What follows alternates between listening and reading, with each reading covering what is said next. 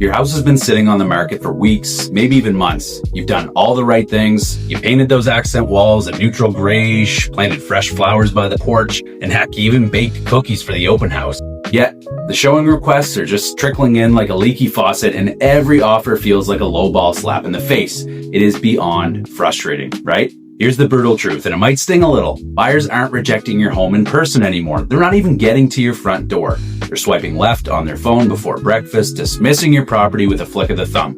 The real first showing isn't happening on your front porch. It's happening on a 5-inch screen, long before they ever set foot inside your home.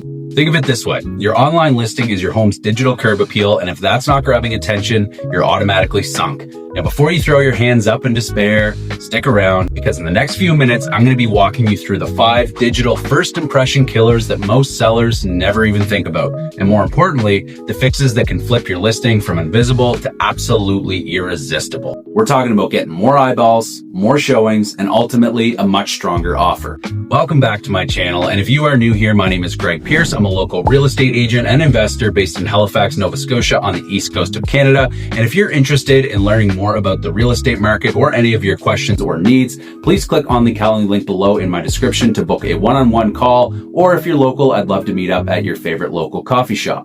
All right, number 1, the hero photo flop. Picture this. A buyer probably still in their PJs, opens realtor.ca, looks at the new listings, and lands on a thumbnail for your new property.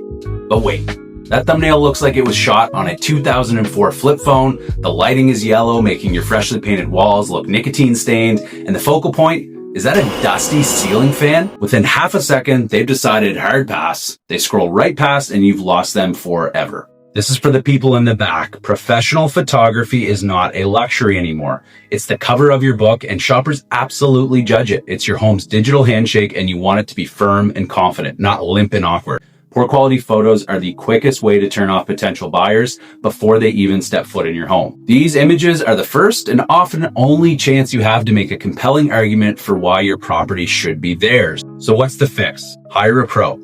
Find a photographer who uses a full frame camera, understands composition, knows how to use off-camera flash to banish those dark corners, and crucially, knows how to bracket exposures so your beautiful windows don't blow out into blinding white rectangles. Statistically, professional photos can double your click-through rate, which means more boots through the door, which means more people seeing your home in person, and yes, stronger and more competitive offers. Pro tip, if your agent balks at the cost of photography, find a new agent. Trust me, you'll make it back tenfold, maybe even 20-fold at closing, and this isn't just about pretty pictures. It's about making money.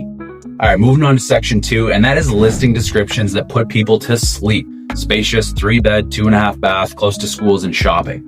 Congratulations, you've just described half of the neighborhood, and you've managed to bore your potential buyer to tears. This isn't a technical manual. It is a sales pitch. Listing descriptions should sell a feeling, an experience, a lifestyle, and not just a list of facts and figures. So swap out those generic adjectives for micro stories that evoke emotion and paint a picture. Instead of large deck, try imagine Sunday morning coffee on the east-facing deck while deer cruise the back tree line. Or instead of updated kitchen, how about whip up gourmet meals in the chef's kitchen where quartz countertops meet professional grade appliances? You're working with limited space in terms of how much you can write, so make it intriguing. Think about things like historic charm meets modern luxury in this renovated bungalow, or your private oasis awaits just minutes from downtown. All right, section 3 is social media laziness. Simply uploading the MLS feed to Facebook and calling it marketing is like printing flyers and leaving them in the trunk of your car. It is not marketing, it's wishful thinking. Social media algorithms, especially these days, heavily favor native video content. They want to see engaging dynamic clips, not static links.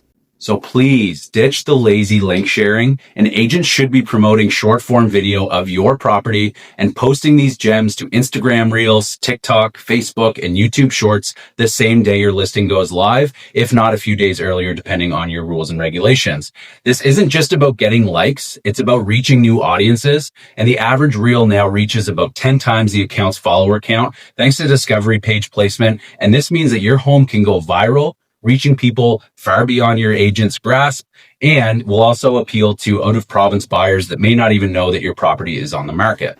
If any of these mistakes just made you cringe or maybe even got your wheels turning, then hit that subscribe button and hit the bell icon. Now let's move on to mistake number 4, and that is virtual tour vertigo. In today's market, a virtual tour isn't just a nice to have, it is a non-negotiable. Whether it's Matterport or iGuide, your agent should be using one. But here's the secret sauce. The trick most sellers miss is that you need to start the tour path from the absolute nicest spot in your home, not the front door. Think about it. Buyers click and boom, they're instantly staring at your newly remodeled kitchen with that stunning quartz countertop and not starting in a cramped, cluttered foyer closet. This immediately hooks them into your home, showcasing your home's best feature right away and setting a positive tone for the entire virtual experience. And finally, when you finish your virtual tour, make sure to do it with a clear, concise call to action. Something like what you see, book your private showing, text Greg today. It's about guiding the buyer from that digital interest to that next step, which is physical action, making it as easy as possible for them to take the next step and removing any potential barriers. Last but not least, section 5 is price history panic. Online portals now graph every price change like a scarlet letter, broadcasting your pricing history for all the world to see. One strategic price drop can look like a smart market adjustment. 2 drops, however, screams desperation. And 3, well, that just tells buyers to wait you out for an even lower price. You do not want to look like you're panicking, and you want to be strategic with how you use them.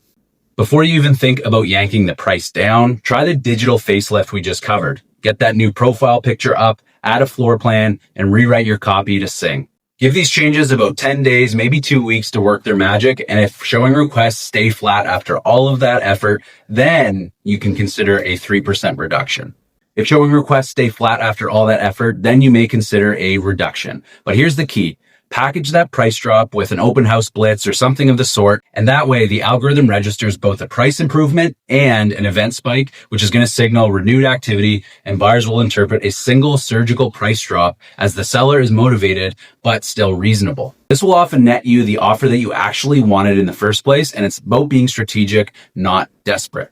Look, you can keep blaming a slow market, or you can control what's controllable. You have the power to change the outcome. And hey, if you need an agent who truly gets this stuff done and an agent who understands the modern buyer's journey, contact me today and I would love to help you out. Remember this, buyers fall in love on their phone and then they justify that love in person. Nail that first digital impression and the physical showing becomes a victory lap, a confirmation of what they already fell for. So fix that hero photo, rewrite your copy to tell a story, own your social media presence, upload a smart virtual tour, and time any price adjustments like a seasoned pro. Do these 5 things and you won't just sell, you'll sell faster, smoother, and for the kind of money that makes your neighbors ask, how'd you manage a bidding war in a market like this? Thank you so much for watching, and as always, I'll see you on the next one.